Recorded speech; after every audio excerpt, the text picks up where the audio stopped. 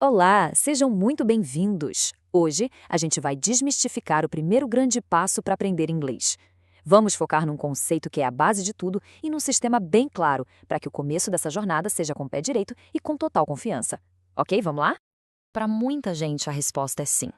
Sabe, a gente olha para aquela montanha de coisas para aprender, gramática, vocabulário, pronúncia, e parece uma tarefa gigantesca, quase impossível de dar conta.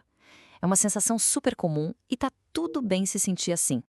Mas, olha, a boa notícia é que a jornada para a fluência não começa com um salto gigante, não. Começa com um único passo. Um passo fundamental. Existe um jeito estruturado e bem mais simples de começar, e é isso que a gente vai ver agora. Vamos falar sobre o maior desafio de todos: o começo. É exatamente aqui que a maioria das pessoas trava. E o problema, na maioria das vezes, não é falta de vontade, mas sim a falta de um caminho claro. Muitos estudantes acabam desistindo porque simplesmente não sabem por onde começar ou se sentem soterrados por tanta informação. A solução não é tentar decorar tudo de uma vez, mas sim ter um sistema. E é justamente por isso que um sistema passo a passo faz toda a diferença do mundo. Vamos dar uma olhada em como uma metodologia clara pode transformar completamente essa jornada. O método que a gente vai analisar se divide em 4 etapas bem simples para cada módulo. Primeiro, assistir a videoaula. Segundo, ler o resumo em texto.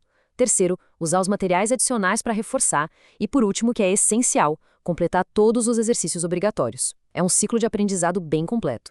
E aqui está o pulo do gato. Ao completar os exercícios, o próximo módulo é liberado. Isso garante que cada conceito foi de fato dominado antes de seguir em frente. Assim, a gente constrói uma base sólida, sabe? Tijolo por tijolo. Certo! Agora vamos focar na primeira e, sem dúvida, na peça mais importante desse quebra-cabeça, o famoso verbo to be. 50%. Guardem bem este número. Pode até parecer um exagero, mas ele representa um impacto gigantesco que o conceito que vem a seguir tem no inglês de quem está começando. E aqui está a explicação para esse número. Dominar o verbo to be desbloqueia metade das frases básicas que a gente usa no dia a dia. Pensa nisso.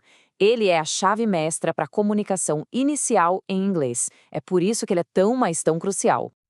Então, o que é esse tal de verbo to be? É bem simples, na verdade. É o verbo que significa ser ou estar. E no tempo presente, ele tem só 3 formas: am, is e are. Apenas isso. Ok, agora que a gente já sabe o que ele é, vamos aprender as regras do jogo. Como e quando usar cada uma dessas 3 forminhas.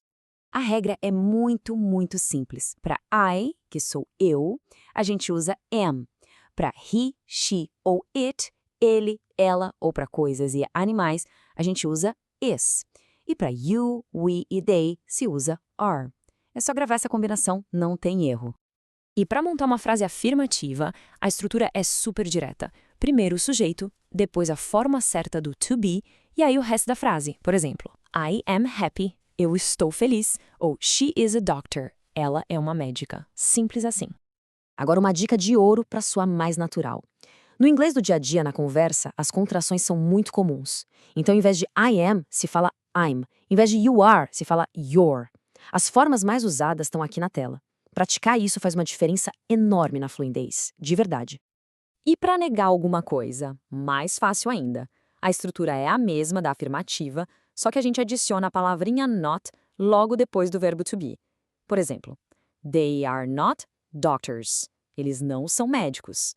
E assim como nas afirmativas, as negativas também têm contrações super comuns. Is not vira isn't e are not vira aren't. Então, em vez de falar she is not ready, é muito mais comum ouvir alguém dizer she isn't ready. E para fazer perguntas? Aqui está a mágica. É só inverter a ordem.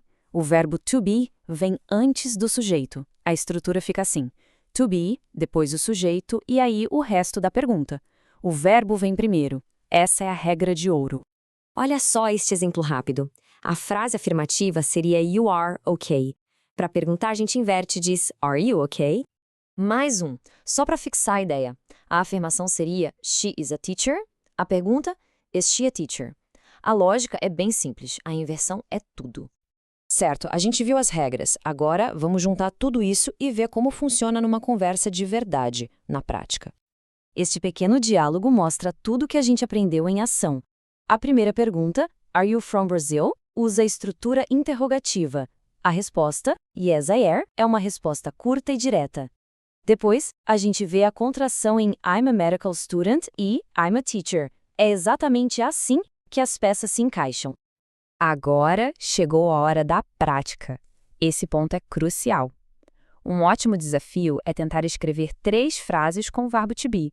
Uma afirmativa, uma negativa e uma interrogativa. Este é o primeiro passo para o conhecimento virar algo natural.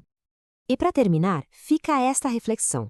As ferramentas mais importantes para dar o pontapé inicial foram apresentadas. A estrutura, as regras, os exemplos, tá tudo aqui. Então, qual será a primeira frase inglesa a ser formada? A jornada começa agora!